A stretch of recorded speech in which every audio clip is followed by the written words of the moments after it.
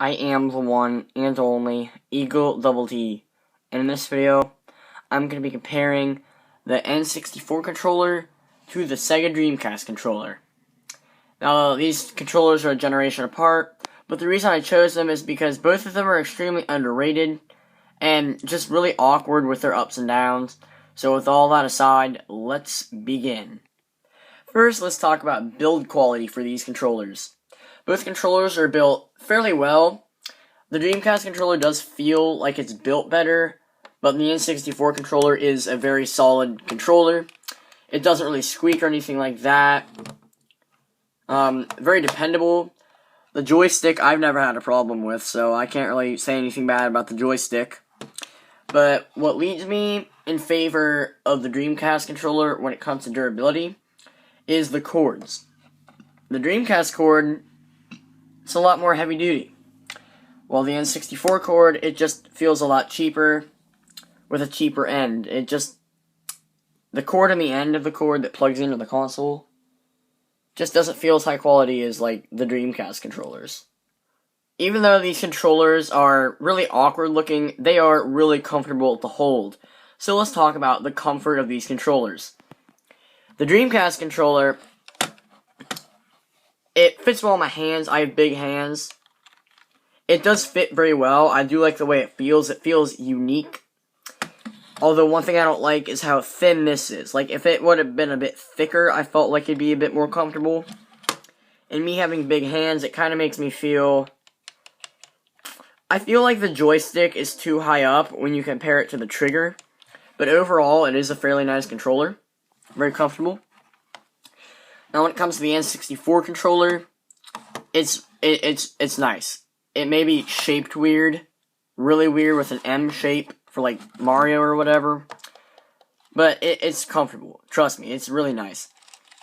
No matter how you hold it, through the middle, through the sides, it's really comfortable. Just the way it's shaped, they really nailed it. And one thing I want to point out is that like my thumb wants to rest right on the D-pad, which is really nice the way that they like place the buttons. So, when it comes to sheer comfort, I honestly would prefer the N64 controller. Now, when it comes to the extra features of these controllers, I am in favor of the Dreamcast. Mainly because of the VMUs, which are virtual memory units. They had a second screen, told you your health bar, or reminded you about what game you played. They just plugged right into the top of your controller, which is really cool.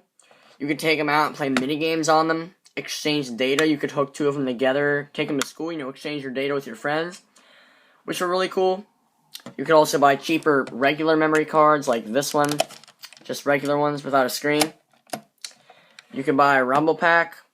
While the N64, the memory cards didn't hold as much storage. And really, the only other thing it had was a Rumble Pack, and it only had one controller slot. Well, the Dreamcast had two. So when it comes to, memory cards, extra features of these controllers, I would go with the Dreamcast. Now, when it comes to the quality of the buttons, triggers, etc., well, let's just take a look at them.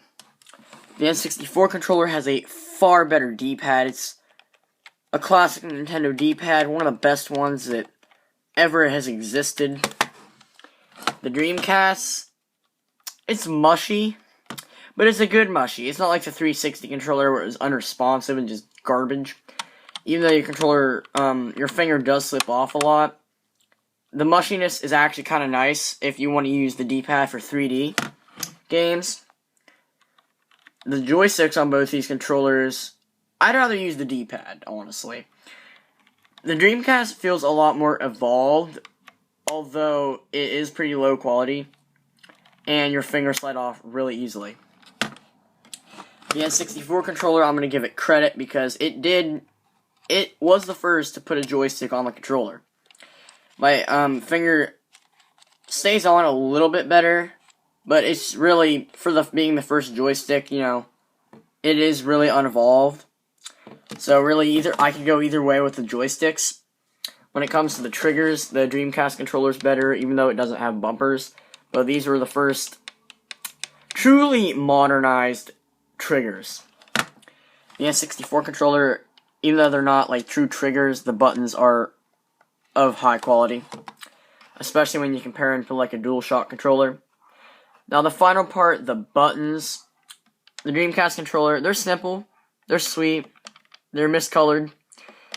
They work just fine. They're not the best, but then the start button's pretty cool. The N64 controller start button, it works just fine. The buttons are bigger. I feel like they're more strategically placed with the C buttons, which I don't mind at all, honestly. Because if you need to switch gears in a racing game and you program them like this, then easy. I like how the buttons are bigger. They feel a little bit more high quality. So when it comes to the button quality, the triggers on the Dreamcast controller are nice, but the buttons and D-pad on the N64 controller are better. So I could go either way. In the end, let's just say both controllers are awesome. But personally, I would probably just barely prefer a Dreamcast controller. And here's why. It has a standard shape, so you don't have to, move your hands around. It's a little bit more comfortable and not as awkward, not having to move like that.